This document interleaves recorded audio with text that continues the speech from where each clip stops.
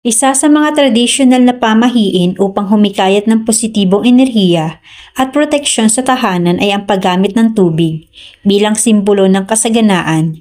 Sa paniniwala, inilalagay ito sa mga pangunahing bahagi ng bahay upang sipsipin ang negatibong enerhiya at pasiglahin ang daloy ng swerte at biyaya.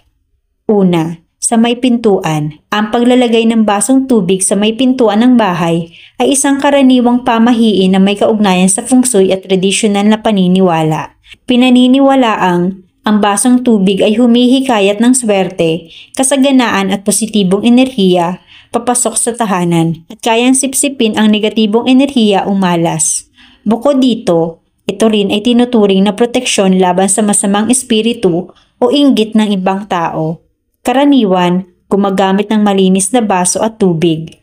Minsan, may halong kaunting asin at inilalagay ito sa gilid ng pintuan sa loob man o sa labas ng bahay. Mahalaga ring palitan ang tubig araw-araw o tuwing may hindi maganda o malakas na enerhiya upang hindi maipon ang negatibong enerhiya. Bago ilagay ang baso, pinaniniwalaang mabuti ring mag-isip o manalangin ng positibong intensyon, tulad ng paghiling ng kasaganaan at proteksyon para sa tahanan.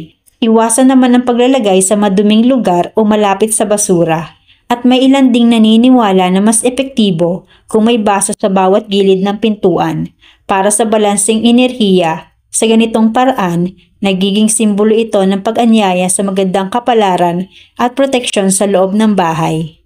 Pangalawa, sa sala. Ang paglalagay ng basong tubig sa sala ay isang mabisang paraan upang humikayat ng magandang daloy ng enerhiya at swerte sa buong tahanan. Sa pamahiin at feng shui, ang sala ang lugar kung saan nagtitipon ang pamilya at ang mga bisita.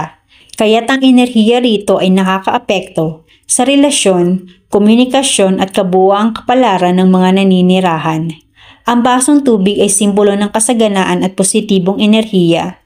Pinaniniwalaang hinihikayat nito na dumaloy ang magandang kapalaran at nakakatulong sa pagsipsip na negatibong enerhiya o malas na maaaring pumasok sa bahay. Karaniwang inilalagay ang baso sa gilid ng sala, sa ibabaw ng mesa o sa lugar na malinis at pinapalitan ng sariwang tubig araw-araw upang mapanatili ang kalinisan at positibong vibration.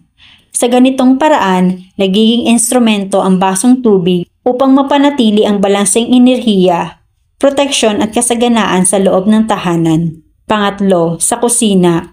Ang paglalagay ng basong tubig sa kusina ay tinuturing na isa sa pinaka-epektibong paraan para humikayat ng kasaganaan at positibong enerhiya sa tahanan. Sa pamahiin at feng shui, ang kusina ang puso ng bahay dahil dito nagmumula ang pagkain at sustansya ng pamilya. Kaya't ang enerhiya rito ay nakakaapekto sa kabuuang kalagayan ng tahanan.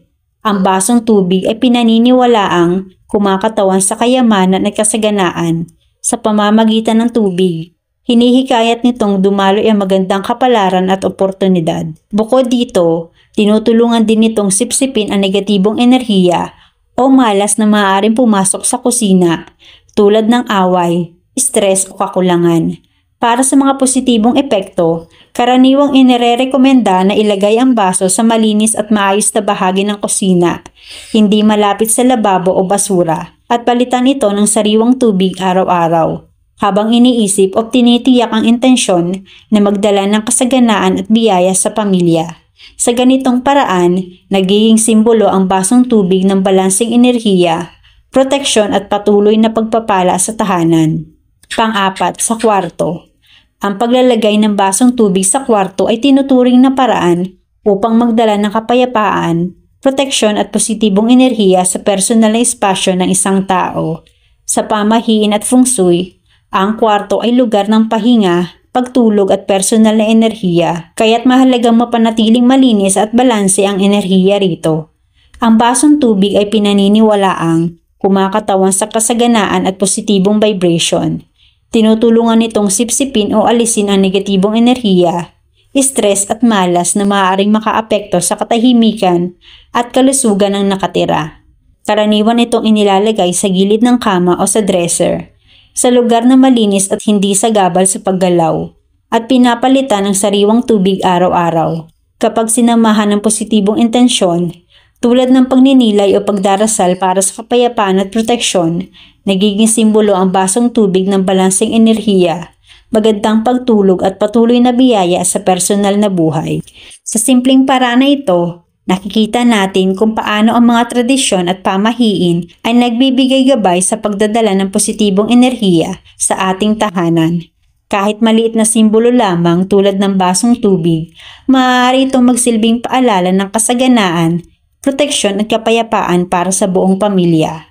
Kung nagustuhan mo ang video na ito, huwag kalimutang mag-like at mag-subscribe para sa mas marami pang tips at kaalaman tungkol sa swerte at positibong enerhiya.